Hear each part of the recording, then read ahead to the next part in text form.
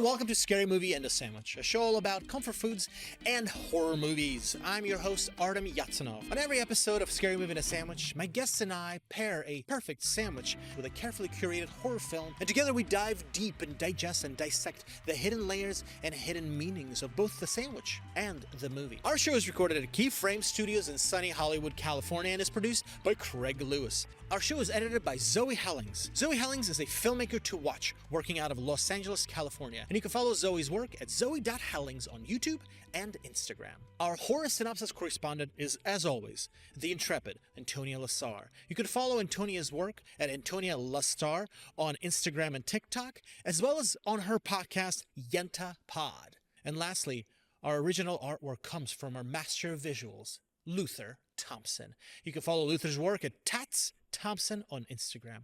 We're so excited to have you with us on Scary Movie and a Sandwich, a show for anyone who's ever been afraid or hungry. Enjoy. One of the questions that's probably going to come up is, so Mo, what is your favorite, if you don't like this adaptation of Mary Shelley's novel, what's your favorite adaptation of Mary Shelley's novel? And my favorite adaptation of Frankenstein is Black Panther. Oh. Ooh, that is a hot take. The hottest. Yeah. That is a hot. I need to hear more. Because T'Challa's father goes to Oakland and he does a thing. Mm-hmm. And that thing is supposed to go away. And that thing does not go away. And not only does that thing not go away, but it comes back to haunt his progeny and seeks to kill everybody he knows. Yeah. And it is bitter. It is hurt. And it is ready to do everything within its power to destroy the legacy of his creator. Yeah, kind of like unmake the world, actually, too. He wants to unmake the world. Grand. Yeah. Oh, this is because of some inner hurt. And that's Frankenstein. That's Frankenstein. This is good. Mo, this is why you're here. You're the consummate Frankenstein professional.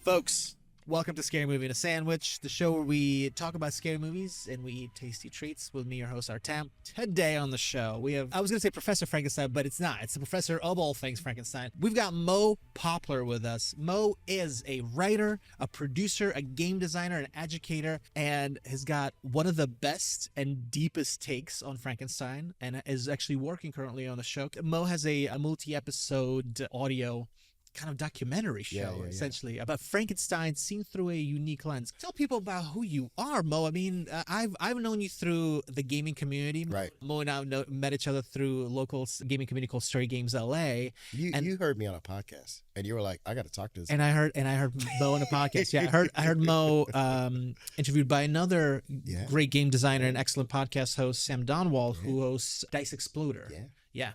Shout out Dice Exploder, fantastic role-playing games show. Yeah, I was digging your deep takes then. We connected in person and we kind of just hit it off. Yeah. But I feel like even in the first time when we met, you were like, let me tell you, Frankenstein's black. Here's why. And I was like, okay. I've been here for 5 minutes. Tell there me it more. is. There it is. Yeah. So, and also I just want to shout out, Mo has a game that has been recently very successful on Kickstarter. It is a deck building game inspired by Victorian era London steampunky ghosts. Gothic horror.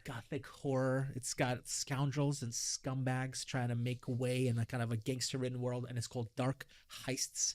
And I had the pleasure and honor to collaborate with Mo and help him out a little bit, with some verbiage here and there. Yes. You kind of kept me on the track. Thank you, Artem. I needed adult supervision, and there you go. You got me. I get down the rabbit hole sometimes, and sometimes you're like, hey, Mo, but is it fun? And yeah, it's fun too. Do you know, the rabbit hole sometimes it's just it's a fun spiral to go down. It's just you getting somebody to pull you out. Yeah, but super fun game. But Mo, tell us a little bit about your connection to Frankenstein and how this even comes into your life. So my Frankenstein origin story is quite inglorious. I can't tell you there's no fanfare that when I was a little kid I saw a movie. I can't tell you that I read this book in high school. Right. Literally, I was working on another project and someone challenged me to read a book. And at the time, I was way down the rabbit hole with Toni Morrison. Okay, great. Who is a seminal figure in literature and has written some of the most moving words that I've ever read. And so as I was getting my MFA in writing, this was like a North Star. If I shot for Toni Morrison, I might land on the moon. I'd go places. Sure. I mean, wow, that's a very high bar to set. Very high bar. That's great, Kind of one of the things Morrison said was, she said all American literature is about Black people.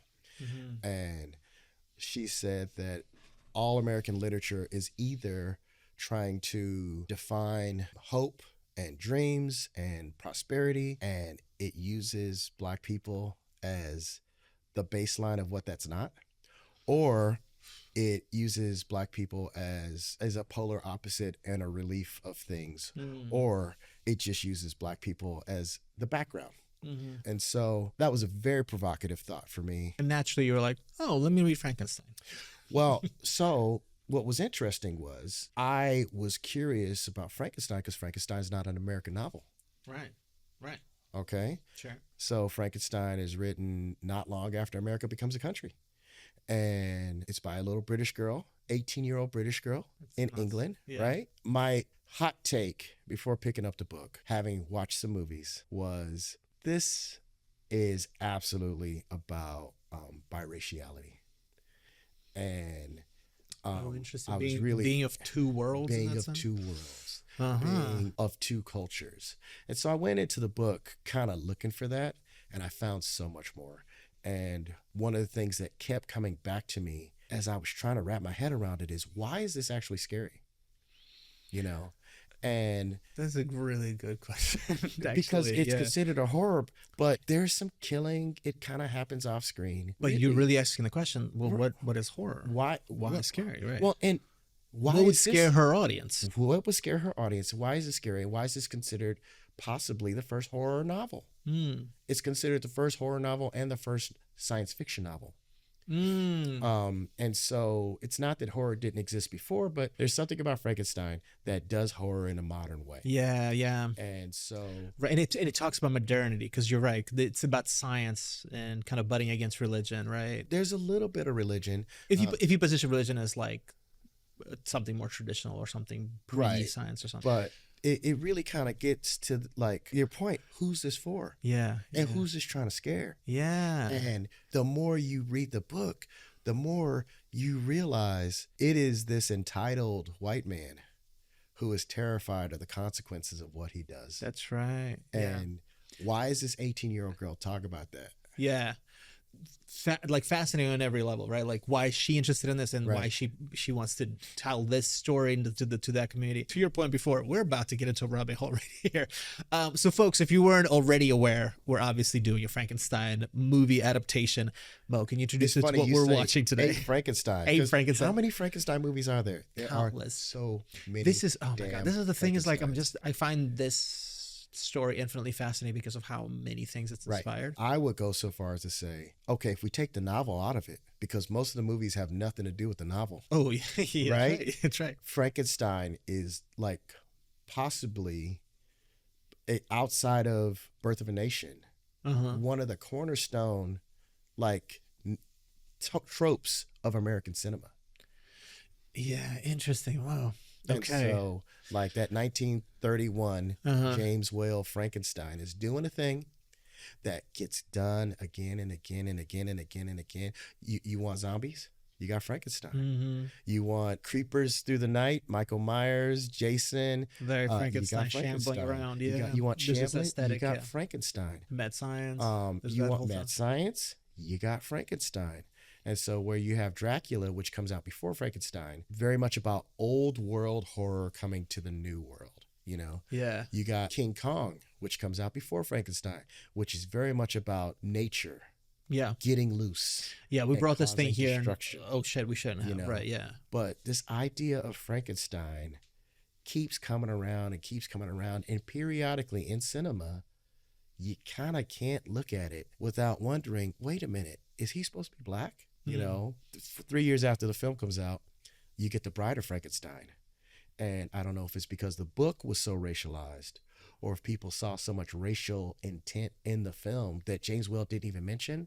But then in The Bride of Frankenstein, you have several scenes of lynch mobs chasing Frankenstein all around to the point where he's actually lynched and burned at a stake. And he's constantly trying to get away from these crowds of white people.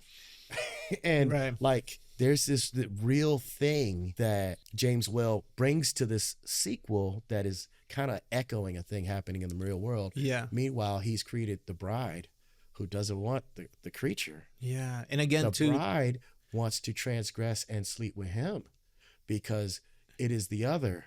It is licentious. It is lustful of white male flesh. Right. And again, there's this question of who is the audience. And depending on who's who's the the audience audience. watching it, how they perceive the lynch mobs and the otherness. Well, okay. We're doing today. We're going to try. We're going to endeavor. We will attempt. We're going to attempt to take it back to where it all started. And today, I recommended we review Mary Shelley's Frankenstein.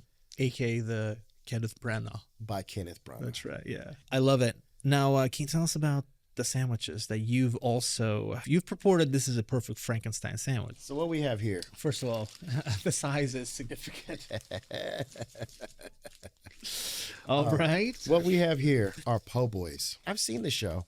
And you guys ate po' boys. And supposedly, they were the best in L.A.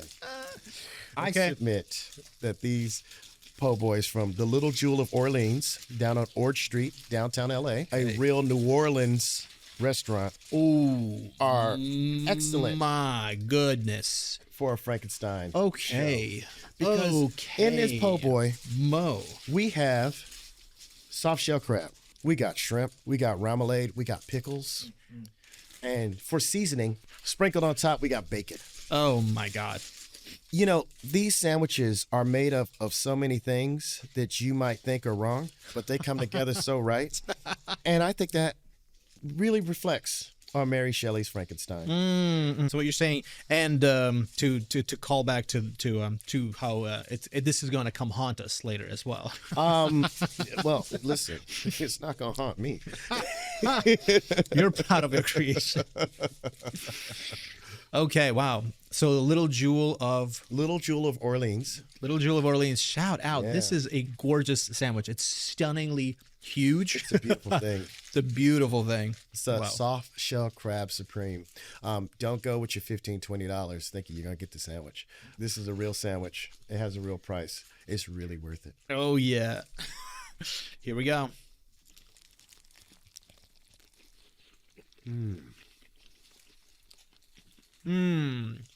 This is doing a lot.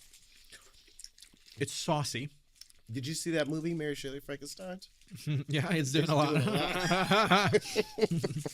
Much like this film. It's saucy. Is this like pickled cabbage in here? Because the pickled elements are so good. The zestiness that cuts through. And it's like bumping up the little spice in here. Wow. It's great. They got spices in their batter. Oh my God. I'm so impressed. The bread also is kind of perfect for this too. It's soft. It's like resilient. It's really soaking it up. It's enough to hold everything together. The batter that they use is really nice. I could see this being like somebody considering this being spicy. I got a real high threshold for spicy, but I like that it's got like a little zing. It's flavorful. It's flavorful. Plays on the lips. Mo, we're going to add another accolade to your resume. Professor Sandwich. You know what you're doing. Which is not a joke. Folks, do yourself a favor. If you can, go get yourself a sandwich from Little Jewel of Orleans. This is not to be missed. Now is the perfect time actually to hit pause, run out there, get yourself a sandwich. Endeavor to enjoy Mary Shelley's Frankenstein if you'd like to watch the movie. If you don't, we have right now for you an all-original synopsis of Mary Shelley's Frankenstein, so please enjoy. Hey sandwiches, what's up? It's the best part of the episode. It's me, Antonia Lassar, your favorite horror movie hater. I'm here to nag you and all of your choices. I also happen to be married to Artem because when he's not making terrible decisions watching horror movies, he's making great decisions marrying Mwah. I don't watch horror movies. I hate horror movies. They're a waste of everyone's time, including yours. So I have not seen this movie, but I will be going into reading the synopsis totally cold. I'll be offering some input. You're welcome. So today we're talking about Mary Shelley's Frankenstein, 1994. I'm just gonna say, I don't feel like this is gonna be that scary because I feel like Frankenstein is like, what is there to know? He's a big guy. He's all patched together. Who isn't? He has some health problems. Who doesn't? He's a little wobbly on his feet, just like me. I get it. It's like, how bad can it be? I think this is gonna be fine. Yeah. Like the scientist makes him. He kind of makes him a little weird. He's a little clunky. And then he just sort of has to navigate life. I relate. You telling me there's more to it than that? Sure. I know Frankenstein, okay? I've seen the Halloween costume. That's pretty much all there is to know. So let's read. Set amid the filth and frost of 18th century Europe, Mary Shelley's Frankenstein follows the brilliant but arrogant young scientist Victor Frankenstein. Oh, right. The scientist is Frankenstein. And everyone always likes to be like, well, actually, the scientist is Frankenstein. I'm like, honestly, get into musicals. You're wasting your time here. Okay. Young scientist Victor Frankenstein, played sweatily and frequently shirtlessly by Kenneth Branagh. Ugh. Okay. Viewer, listener, Artem and I do not love Kenneth Branagh.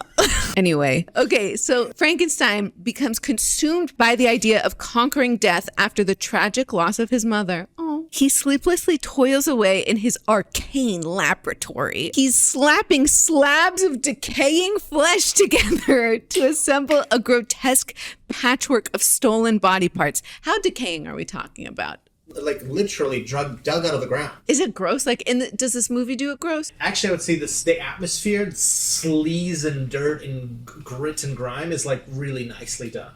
Oh, it's like good. Feels properly filthy. Okay, good. I love a commitment to filth. Yeah. But when lightning strikes and his creature comes to life, Frankenstein immediately realizes he's meddling in affairs beyond science, beyond nature, and beyond sanity. Wait, so does he not mean to bring this thing to life? No, he totally means to bring it to life. He means to bring it to life. It's just as soon as it happens, he's like, ooh, this is way weirder than I thought it was going to be. Oh, yeah, that's fair. I did not think this would. The being that emerges, played with scarred, skin-peeling gentleness by Robert De Niro? I know. What? I know. But he's so little. Robert De Niro is just a regular. He's a regular guy. But he kind of looks big, actually. He does? Yeah, he's kind of buff. Wow, cute. And how old is he here? Like 30 or something? No. Does he look like Robert De Niro? No, he looks like properly. He looks like Robert De Niro. Yeah. Okay. I love this. I want to see a picture. Robert De Niro as Frankenstein's monster is both horrifying and pitiful. His gray, torn flesh, his eyes filled with confusion and anguish. He stumbles through a world that recoils at his monstrous appearance. See, this is exactly what I said it was going to be. I was right. Almost immediately abandoned by his creator. Oh, he's chased by villagers who beat and stab him in disgust. Oh. Chucky, eventually forcing him into a frostbitten isolation in the mountains. This is so sad. Like father, like child, the creature becomes obsessive. But where Victor's obsession was with preserving life and resurrection, the creature becomes obsessed with seeking justice and delivering violent revenge. Ooh, okay. As the story spirals towards destruction, it is ultimately Victor's unchecked ambition that drives him to ruin everyone he loves. Very Kenneth Branagh. His bride, Elizabeth, Helena Bonham Carter? Wow, that's fun casting. Yes. Who directed this? Kenneth Branagh. Oh my God. But look, Helena Bonham Carter. We love her. Uh-oh, she meets a horrific fate. Her death and subsequent resurrection are a gory and grotesque spectacle. What happens? Oh, she gets killed by the creature. Yes. And then Kenneth resurrects her? Yes, but there's something really weird because just before that, the creature also kills her sister. Ooh. And then Kenneth has like both the sister and Helena Bonham Carter there. And for some reason, he takes off Helena Bonham Carter's head and he puts it on the sister's body. Oh God. There's something like really weird about. I forget why. But, I wouldn't like that. and then she kind of comes to, but like all of her motor functions are kind of fucked up. Her head's shaped. I mean, she does a really good, like, grotesque, fucked up looking, like, performance. It's literally, she's on screen for like 2 minutes and then she sets herself on fire. She sets herself on fire. I think so. I think it's so insane. Oh God. Okay, so this is now where I'm starting to understand why I would hate this movie, because reading all of this, I'm envisioning cute Frankenstein. This is messy, gory.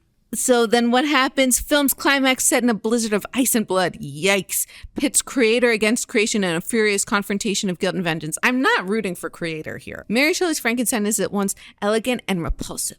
A gothic fever dream that explores the monstrous consequences of human pride and the terrifying power of creation itself. So there you go. Frankenstein and Helena Bonham Carter, happy for her getting work. Robbie De Niro seems pretty cute. I don't hate it. I'll leave it with that. I don't hate it. Love you, sandwiches. Bye.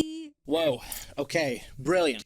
That woman needs an award. She does. Several. Yeah. You heard it here first. Okay, folks. All the awards. Antonia, for your consideration. Antonio, for all your... Wow. Little Jewel of Orleans. Incredible. Outstanding. And also, you blessed us with a few other things. We got some hush puppies here. Yep. Let's grab one of these guys. Problem is that they do so many things great. They had some fried oysters. Yeah. And their fried oysters are so awesome.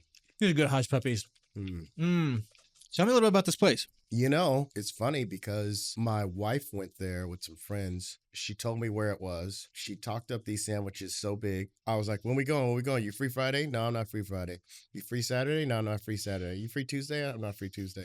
So since she was busy, I went to go find it myself. And it was a discovery because I found myself on Ord Street, right off a hill, downtown LA, over in the Chinatown area. And I knew I was lost because I was looking for a po' boy restaurant in Chinatown. You know, I was down the street from one of my favorite dim sum spots. And I saw this door with all these neon lights and old beer signs. And I was like, all right, well, this is what Google says. So I went inside. And Google. you anybody door, it's suddenly you just hit with a wave of Zydeco music.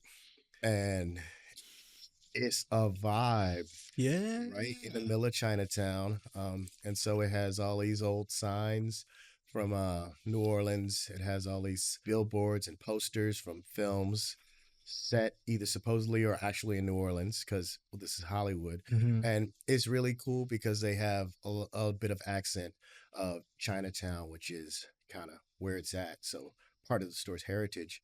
And when you go inside, they got this huge chalkboard. It's maybe 12, 15 feet long, 6 feet tall. And somebody has written all the sandwiches, like 50 different sandwiches that they have available. And like at order, on order. Oh yeah, my God, yeah. And you got sandwiches, you got muffalettas. I made it through a couple of their sandwiches, and you know, I found what works for me. Yeah. And like, if it ain't broke, don't fix it. Yeah. It's a cool vibe. They just opened a bar in the last couple months, and so you know they're growing the footprint. I was really happy to see them survive COVID. Good for them. Yeah. Yeah. Wow. Little Jewel of Orleans and downtown, but / like Chinatown.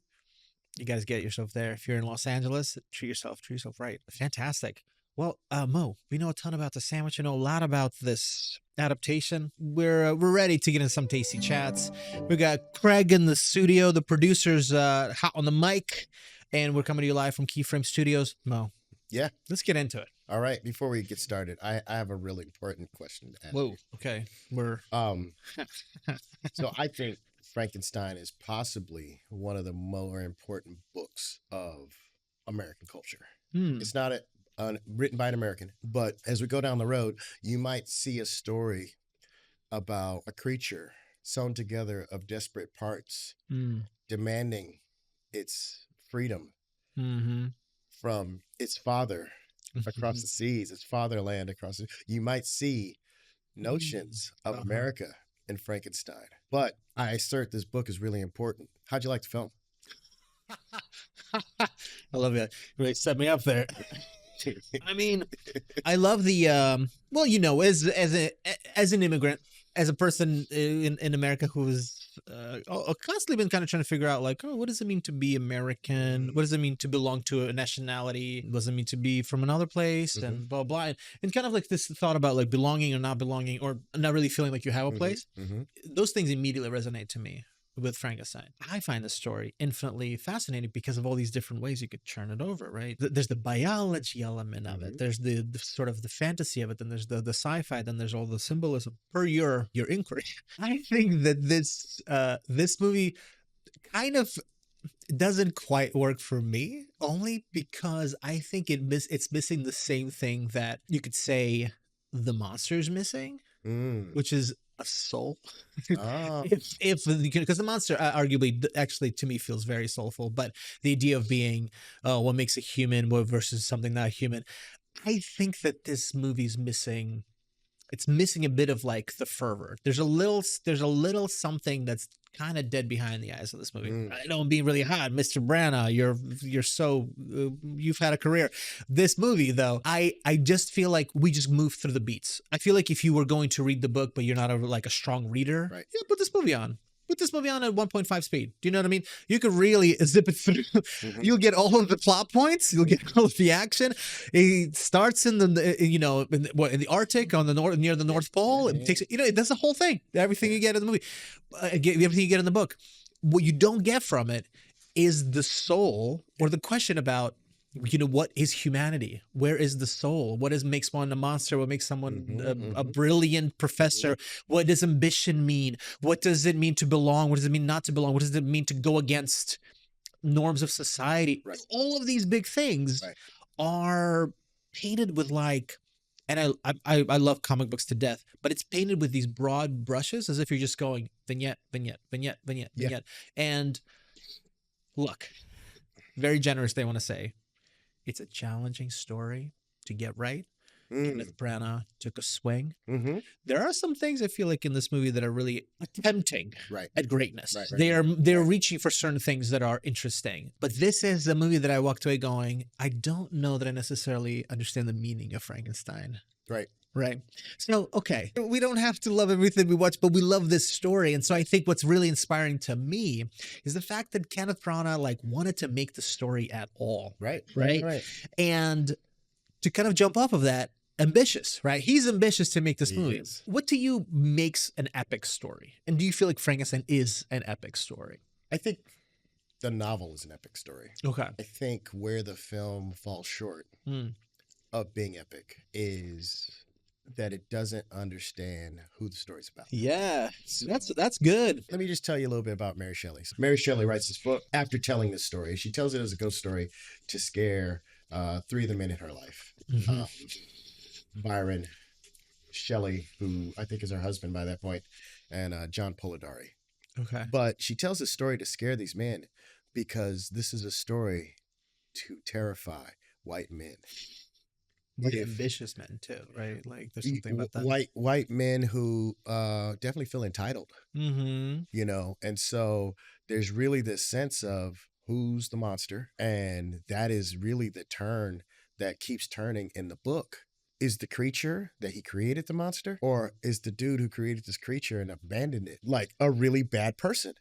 And so I don't think the movie ever really wants to wrestle with that. I agree. I found that the movie, just the topic of like monstrousness, monstrosity as an idea, doesn't really exist in the movie. Right. Like it feels like we are to assume that what he's doing is weird, bad, unconscionable. But then you're kind of wondering like, well, how come I don't feel like he's doing something wrong? And you never feel it. And I don't think you ever feel it because it's never pointed at Victor. It's never like Victor's actions are never scrutinized, criminalized. They're never judged. And so what he's doing is just he's being curious. And curiosity's good, right? There is just a lot going on in the film that I think we lose without the context of time. I think that's I think it's a good way to put it. Is that there's a lot going on in that. Like I think nothing's really given enough time Right. to really sink in. Let's talk about why Victor makes the creature in the film. He makes the creature because his mom died, right? Right. Yeah. Right? Yeah. So he wants to find the key to eternal life. He's like, yeah, let's make sure this never happens to anybody ever again. Right. You're like, okay. So why does he create a dude? Right. Interesting. Yeah. You know? And he kind of has to create this. Right. Why not create a woman? Create something with a womb. Right. Something that could give birth. Right. Right. If And it's about so- preserving life. Correct. And Right. so there's this real challenge because on the one hand, they come up with this, okay, well, why does he even do this? He does it because his mom's died. So like the movie makes that up. It happens in the book, but it's not really his motivation in the book, right? Mm-hmm. But the movie needs a motivation, so they make that the motivation. But then the movie has to have him create a guy because in the book he creates a guy. And you just lose all the energy behind what's going on, you know? Yeah. Wait, tell me more about losing that energy. Because now I'm thinking about like, again, back to that question of like, who is this movie for? Well, Right. It's like, because then the question to me is like, Kenneth Branagh can't possibly think he's the first person to adapt this book into a movie. Oh, but that's the problem. But you know what I'm saying? But it's done in a way he we've kind never. of is because you don't get any of this stuff Yeah, but in the Warner Brother films. no, granted, sure, that's so fully warranted. But Sorry, not Warner Brothers, Universal. Yeah, Universal that's Studio right. Films. but warranted, and also it's after. But I'm just saying we have at this point. Oh my God, what a slew! Of the Universal creature features, Yeah. right? But then we have just a paradoxical amount of Frankenstein. Right. Well, look, you could go down the rabbit hole. We love rabbit holes. So here in Scary Movie and a Sandwich, we love to go down a rabbit hole. You could go right. There's the Frankenhooker. There's the Yeah. you could say Terminator is a type of Frankenstein. You could say Yeah. RoboCop is a type of Terminator, type of Frankenstein. Frankenstein. There's a ton of these. My favorite Frankenstein movie of late is They Clone Tyrone. The client Tyrone. Okay, great. Right. So this is right. Yeah. So again, these are, you could sort of say, and also Frankenstein is a book that at least when I was going to high school, it was a book we had to read Right. in high school. So to me, it's like it's enough in the pop culture zeitgeist. Just the idea of like crazy scientist wants to bring put parts together. You know, young Frankenstein, right? Yeah. That exists. Yeah. That tells you kind of the story as well, Right. right? And so I think by the time Kenneth Branagh is getting it, he's like, well, nobody's done the whole book. And so I think he's missing the point of being like, no, they haven't done the whole book, but everybody knows exactly what happens. But they don't because nobody is ready when Robert De Niro starts talking. Interesting. It's When interesting. Robert De Niro starts talking, everybody's like, what kind of Frankenstein is this? And so what you're talking about and riddling off all those other Frankensteins Uh-huh. are these creatures that are dumb. They stick their arms out. They walk. Oh, you mean like Just the Universal ones, right? Yeah, they walk just like the black people from Birth of a Nation. Hmm. You know, and that is where James Whale got Frankenstein from. He's like, well, that's a horror film. Those are monsters. I'm going to take that monster. I'm going to put it over here. And when we read the book, like he's quite clear. This creature is smarter than the average man. Right. He's faster than the average man, and he's stronger than the average man. And ultimately, in the novel comes to its climax when he realizes if the male and the female procreate, they're going to displace all the white people. Right. I love that the Frankenstein is purported to be. I mean, yeah, you put them all, quote unquote, put them all the parts of you know, all the best bits you could find. So it's going to be better than the sum of the parts, right? Well, You he know? doesn't use all the best bits, but that's a whole nother conversation. He uses the bits, right? But so he uses any bits he can get his hands on, right? he does. He's hanging out in carnal houses. He's hanging out in places where the people who can't afford to be buried are kept. Right. He's going to the meat houses. And for some reason in the book, he's lonely. He's away at college. And so in the book, for some reason, he builds this man to scale, but larger in proportion in every way. And in the book, there's all this homoerotic stuff going on about him wanting to create a man. Interesting. Yeah. And the night the creature comes to life without an electric storm Without an electric storm. in the book, right? It's very cinematic. All right, I'll admit, very I've never cinematic. read the book. It's very cinematic. I'm illiterate, actually. But the night that the creature comes alive, he runs out in the street and he runs into his best friend from home, and they hang out, go tour Europe, and they have a great time. And he no longer needs this creature. Whoa. So in And the so book, there's all of this homoerotic energy going on in the book that we don't see in the movie. interesting. In the movie, it's all about I'm dry, I'm serious, and I'm all about like proving myself right. Well, I understand you mean dry in terms of the way he conducts himself, but Kenneth Branagh, who directed the movie, constantly has himself shirtless, sweaty, wet hair. I mean, this guy's doing a lot of glamour shots here. Listen, You know? I think in the 90s, that was a thing. That was the thing. That got a particular audience. Yeah, And, for sure. I'm sure it was in his studio contract.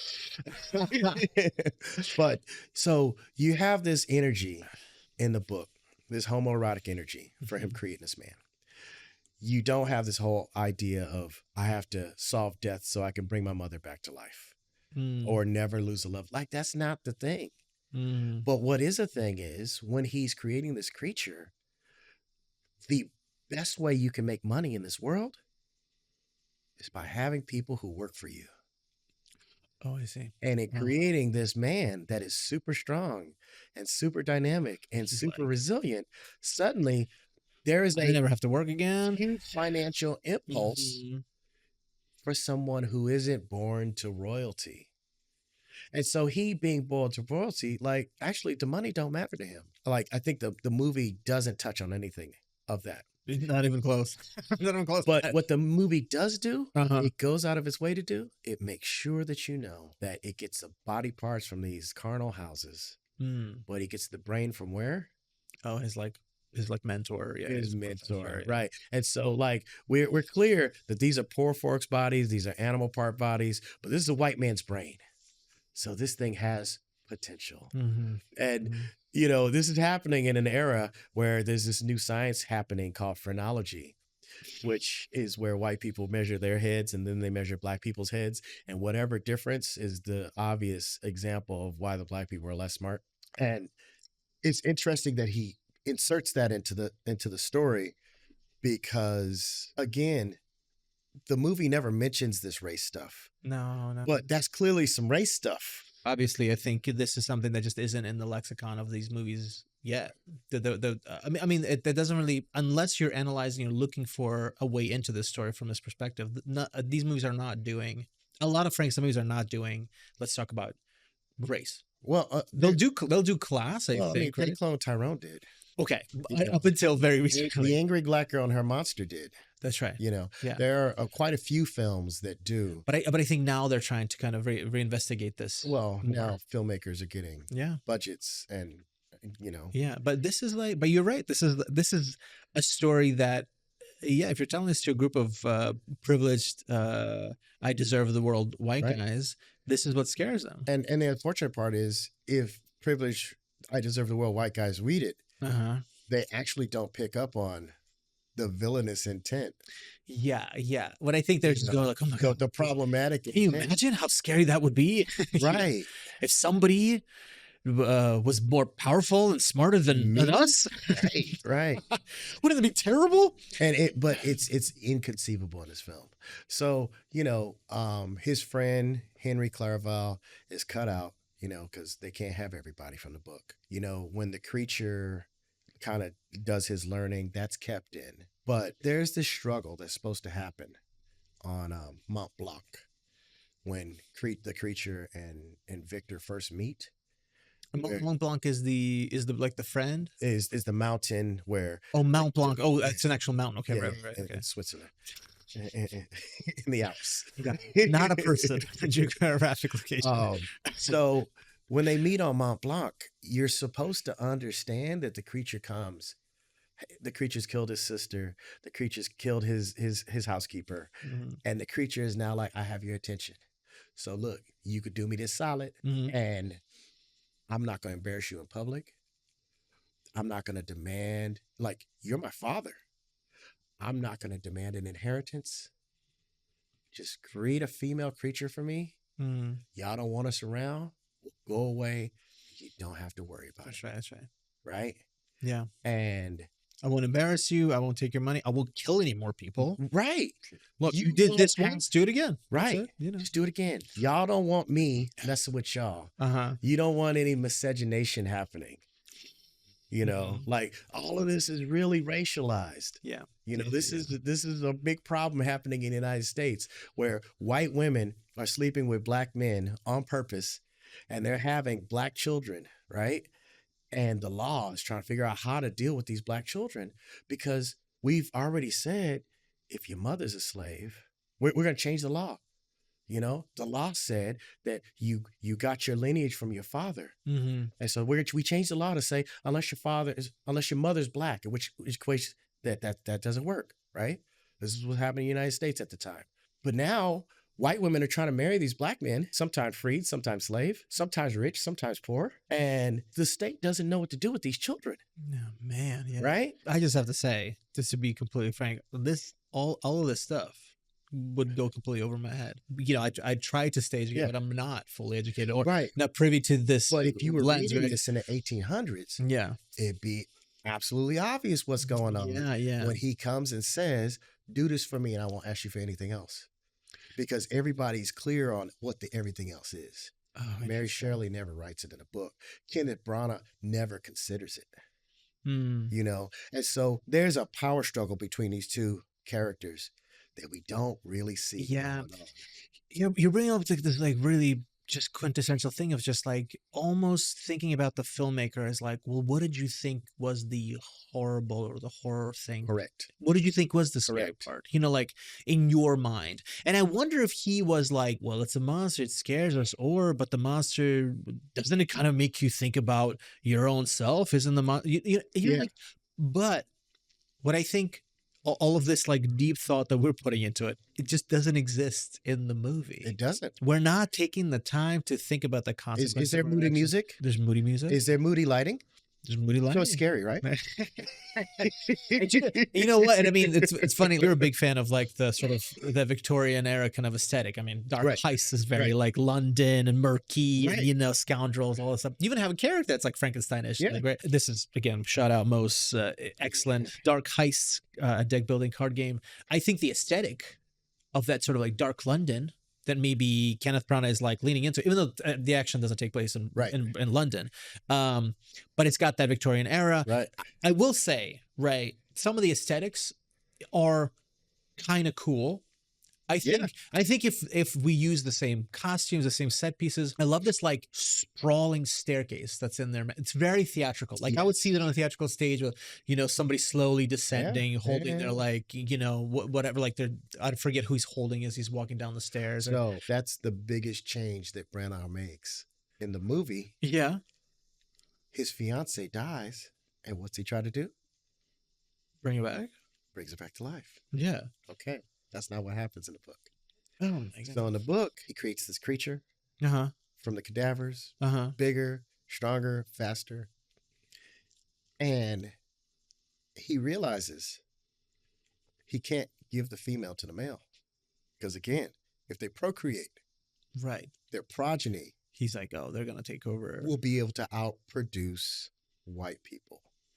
Now, it's a really critical turn here because currently 3 things have just happened in the world as Mary Shelley's writing this. And what year is this? This is 1818 18, okay. when the book comes out. Mm. America has just broken away from England Right. and become a country. Right. Newly It independent. has country. it has fought for its independence. That's right. It Only a couple has of fought- decades. It has fought And- its father, right? Mm-hmm.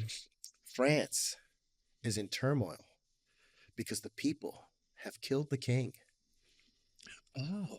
The French Revolution is going on. Oh. Okay. They've killed their headship, Right. You know? Also in a way, their Yeah. father, right? their father. Uh-huh.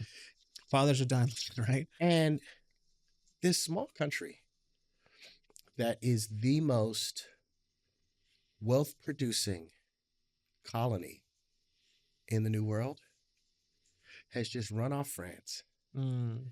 and become independent and threatens to crater the sugar and the rum markets around the world. Oh. The country of Haiti. Oh my I know, it was on the God, tip of your tongue. okay. That was I was just like, And so there's this really evoking of Haiti Uh-huh.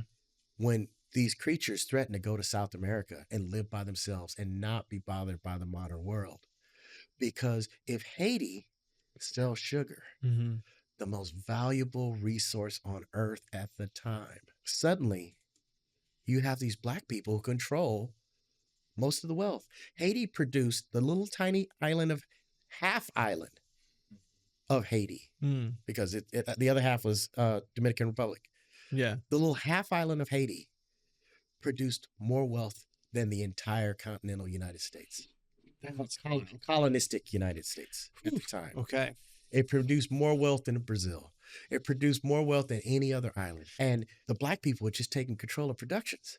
And so there's this threat in the book of them, those people, the Mhm. other, Mm-hmm. getting the power and displacing us. And I see. So globally speaking, almost the idea that someone's going to take control from us is Right. really prevalent.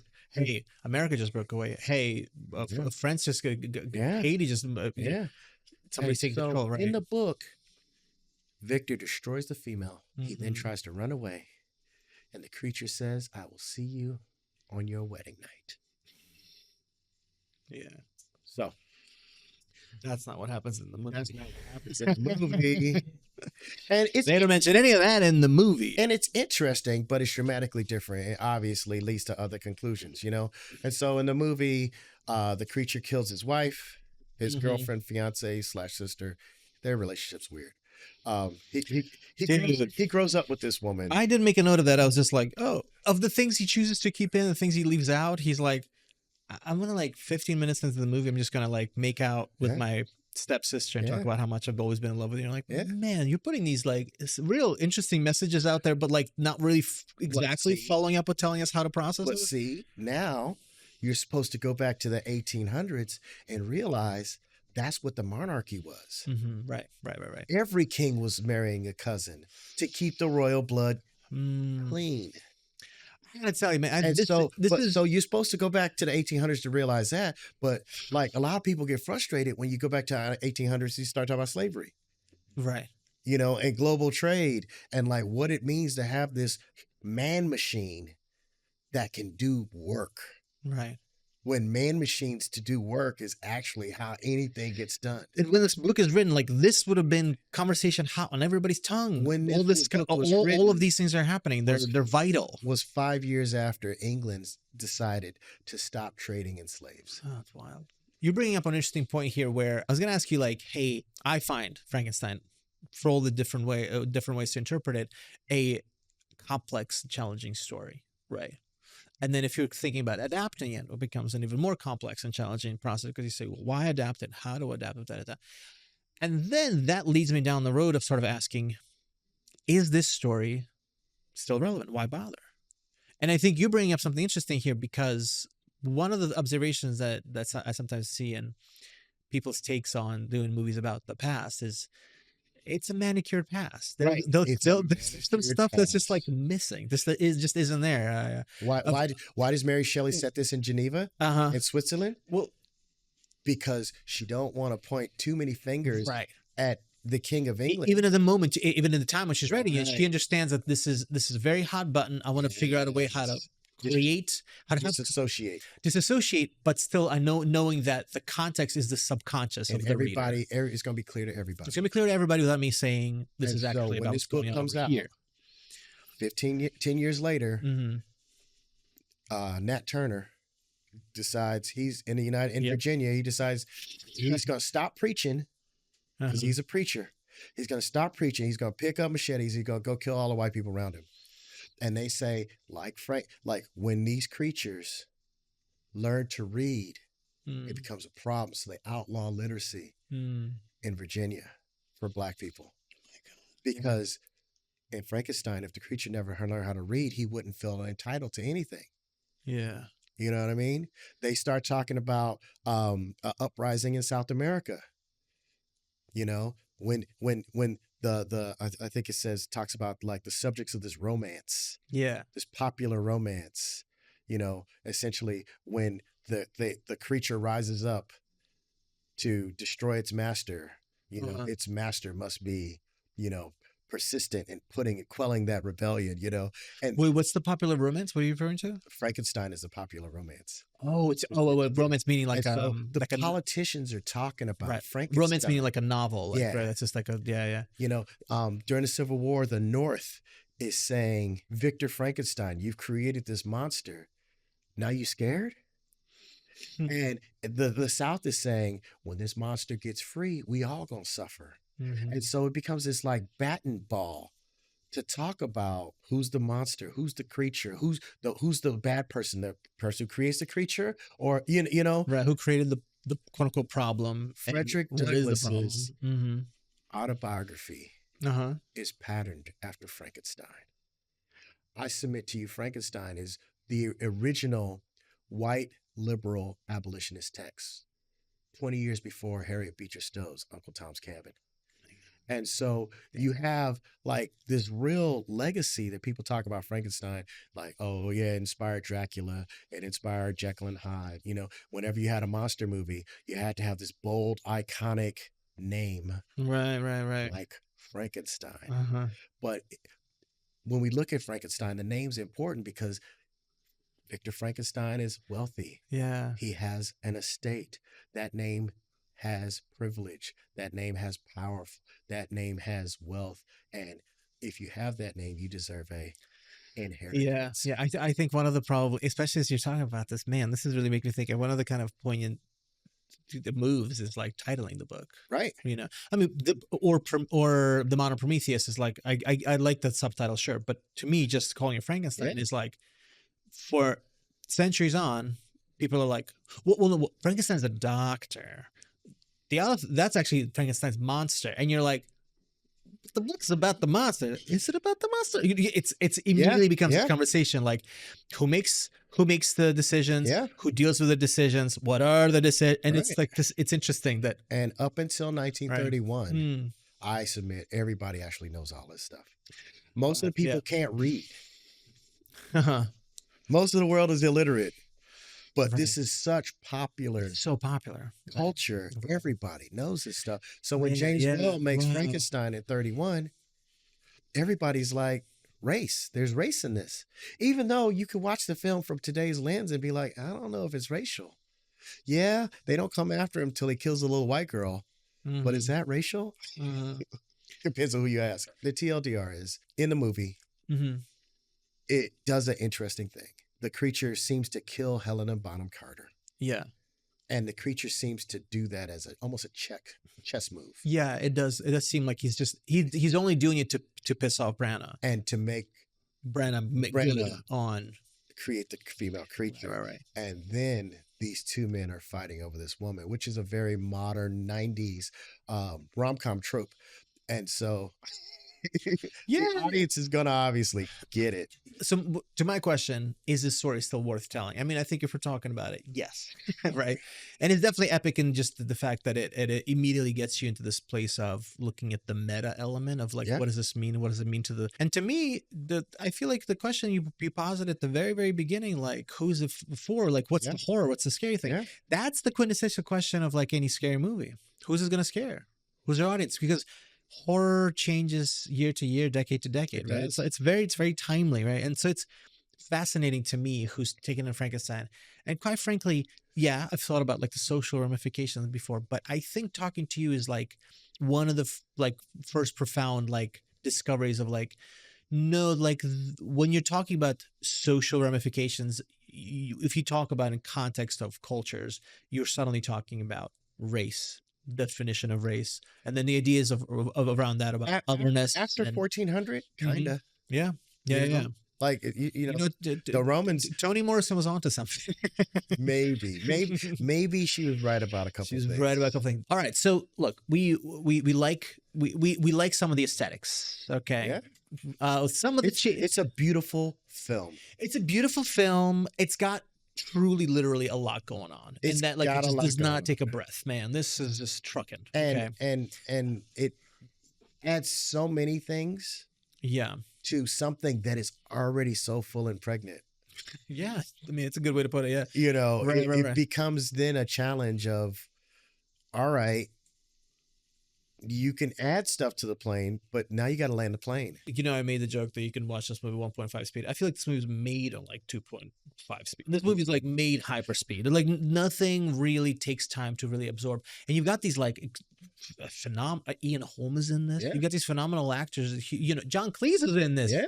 You know, Robert De Niro. Come on, we never mentioned Robert De the Niro. fucking, you know, one of the goats. You know what I mean? Like De Niro's in this. And he makes this fun. He makes it fun. And He De Niro makes this fun. You know what? Thank you for saying that. De Niro is the only person on screen who seems to be having a bit of a laugh. Yeah. Who's having a bit of a time. Him listening to like the poor family doing their Yeah. letters and him kind of chuckling about it. And him kind of playing this element of like, is he learning? Is he just remembering because he's got Yeah. this brilliant brain? Yeah. And, you know, the performance itself, I feel like he gets. He knows what he's doing. He understand. I feel like he understands what it looks like. Because there's a moment where he burns down the farm. Yeah. And he turns to the camera and goes, Frankenstein. And it just like zooms in on him like there's no world in which Robert De Niro is like, oh shit, I just fucking crushed the Oscars. Like this is it. They're gonna play this and people are gonna be, you know, crying because of how good it is. He's like, oh, I'm doing the biggest, broadest thing I could. I'm having a great time But here. here's the problem. How do you feel about De Niro, Craig?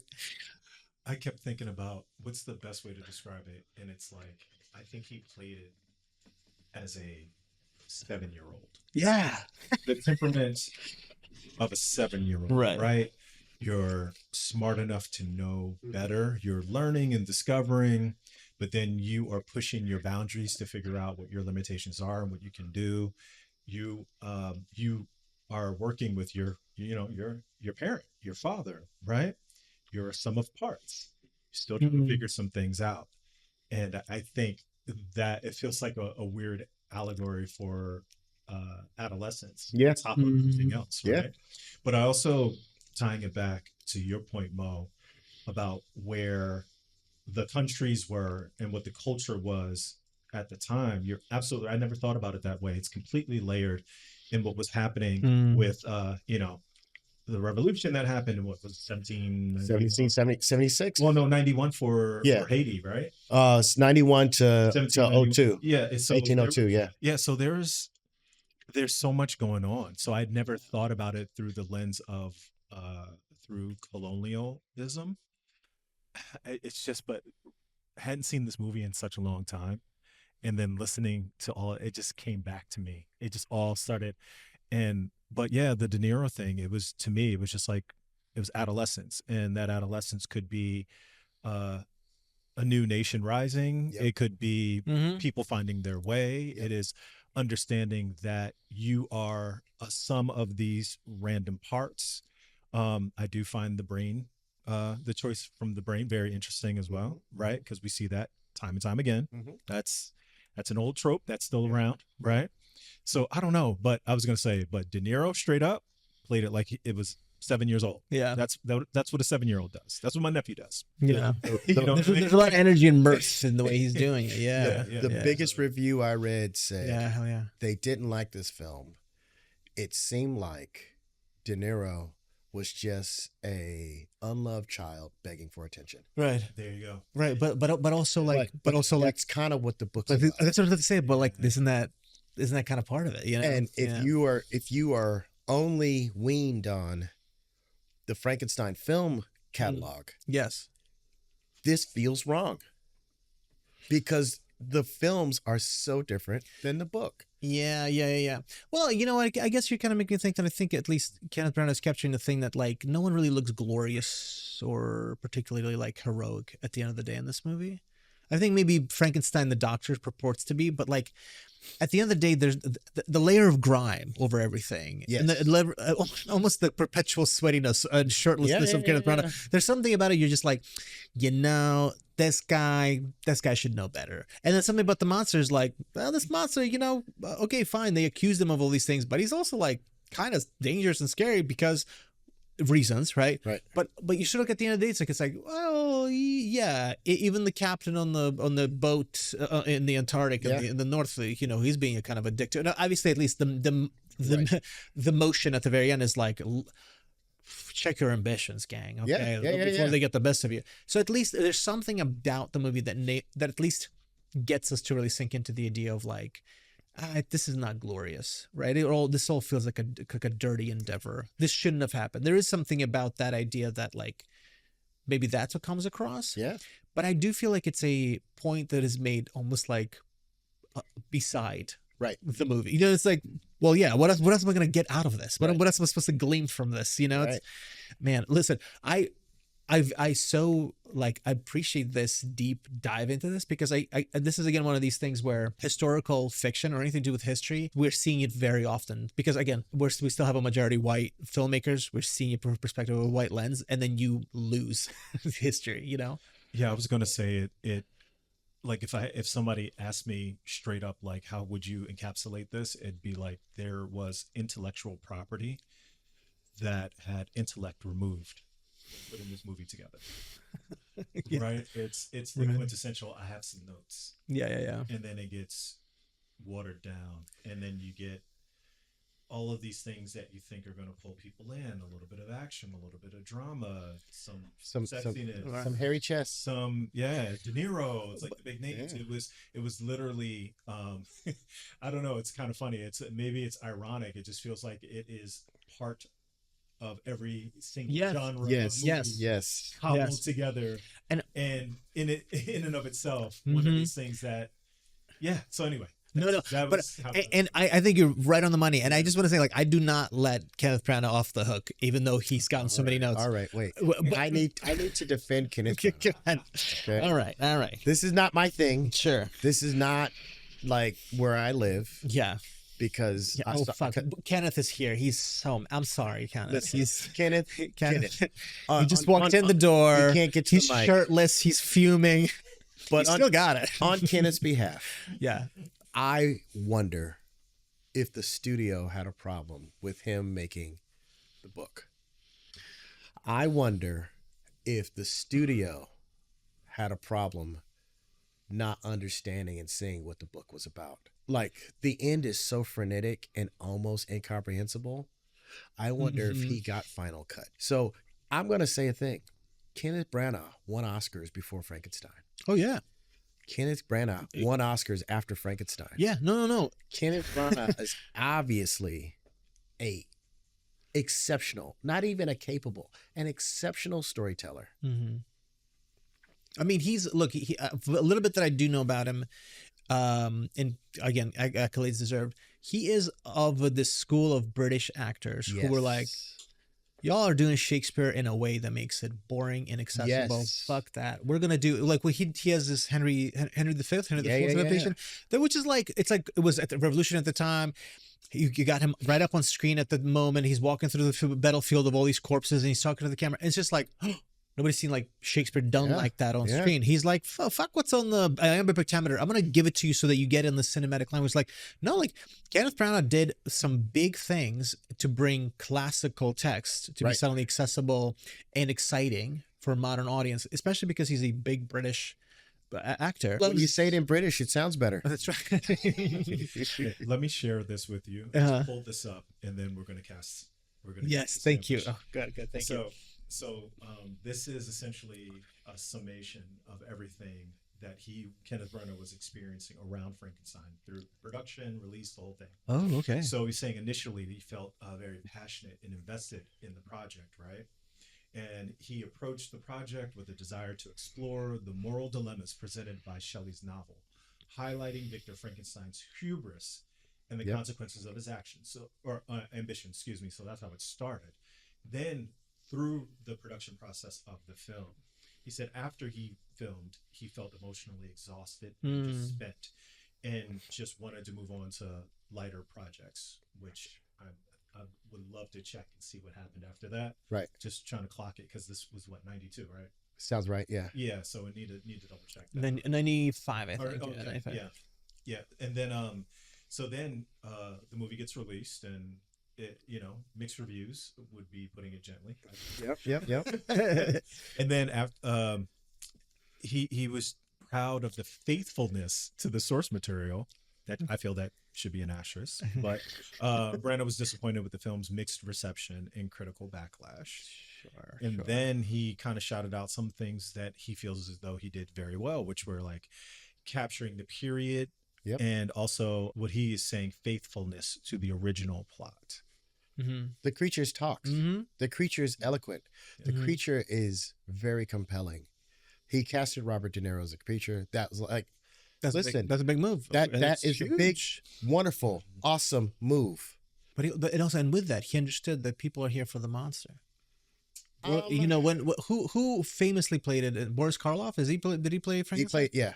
Right. Anyways, he understood like the monster is kind of the star. You need somebody. If he's like, hey, I'm gonna be all over the screen. It's gonna be Mary Branagh's Right. Frankenbranner by Kenneth Branagh. Right. Like everybody knows it's gonna be me all over the place. I need to put somebody in the monster who's bigger than me. Do you know what I'm And saying? he did. And he did. And, you know, I think De Niro was just off of Cape Fear, Yeah. where he actually plays a very horrific character. Oh, yeah. Max Oh, Cady. You know, yeah. it is so disturbing. Right. His little pedophilic impulses. People are like, we are ready to be disturbed by De Niro. yeah, And yeah. and so they're like, And- great, perfect fit, you know? And you know, he's not a tall man, but the VFX work, you know, Yeah, and huge. they Looks huge. do a great thing. I feel like he does lose the soul of it all. Yeah, yeah. Yeah, I agree. Hey, before we move to the Thank you, producer Craig. I just want to give you. So I'm taking a look at IMDb and looking at what came out after Frankenstein. So there was, he popped onto TV, did one episode of a show called Performance, and then he was Iago in Othello. Yep. Then he did Hamlet. Very good. Yeah. He did what? Hamlet. Yep. right after. That okay. I have Yeah. thoughts about. I have notes for that one. Yeah, and then there was Gingerbread Man, which I kind of remember the proposition, and then moved into Celebrity. So that was basically from 94 through 98. Yeah. And then, you know, there's a couple of other things that pop up, but eventually Wild Wild West with Will Smith. Let's not forget when he was a cybernetic half spider person. Yes, of course. See, if Will Yeah. Smith had just done What a Matrix, Canada. It would be different. In a different world. Oh man. But yeah, I just found that interesting what he followed up. Yeah. But he's a good Iago. he's a great Iago. A great Iago. He's. And I mean, he I really agree. nails. And And I don't want to say like it's because Kenneth Branagh's not likable. It's just he really understands what makes he that understands character. Shakespeare. Yeah. He gets it in a way, and he But has- he plays that character in a way that like gets under your skin. I mean, look, Branagh can do soulful, deep performances. This is a different side of but Branagh. who wrote it? Kenneth Branagh. Kenneth, Who directed it? Kenneth Branagh. Yeah, Who acted as the lead in it? Kenneth Branagh. You know? Sometimes we can overextend ourselves. That's right. Sometimes one hat, two hats is too many, right? Filmmaking is a team sport, and Yeah. some people forget that. Mo, this has been absolutely riveting and eye-opening. And I'm full of it. And I'm very proud of myself for knowing that you'd be the person to bring us this heat. But now is a true challenge. Now we are going to cast this sandwich, but we can't cast every part as Kenneth Branagh. Unfortunately, I know Kenneth Branagh would want it that way. But we do have a few key parts, right?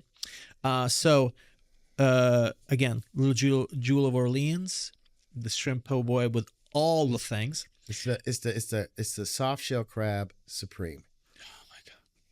Okay, so walk us through all the ingredients So again. let me talk you through the ingredients. We're gonna have to write this down. All right.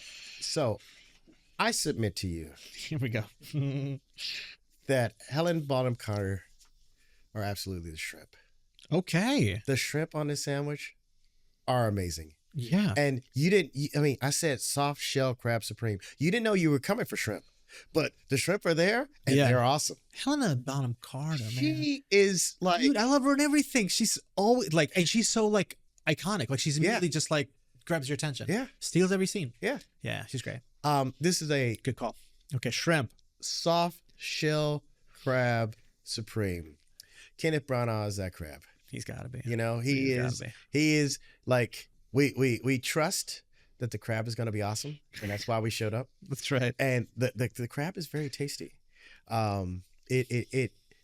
It's all over the place.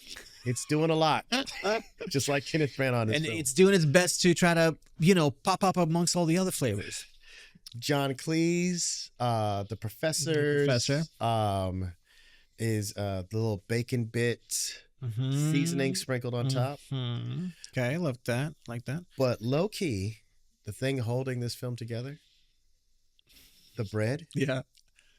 is Robert De Niro. Yeah, for sure, man. Like this film, I waited the whole entire time. I was like, De Niro, give me De Niro. I want to see what it looks like. And De Niro, like, if you are wondering if you should see this film and then you see the cast, you're like, but De Niro's in it. Yeah. And you show up and Yes. you might fall short of the film. But De Niro is going to be in it. He's going to hold it all together. Can I just be like just a jackass for a second? The scene where the creature's born and then Branagh is trying to pick the creature up off the floor and he's all in the goop. And it's like, to me, for some, it feels like it's like a 10-minute slapstick sequence.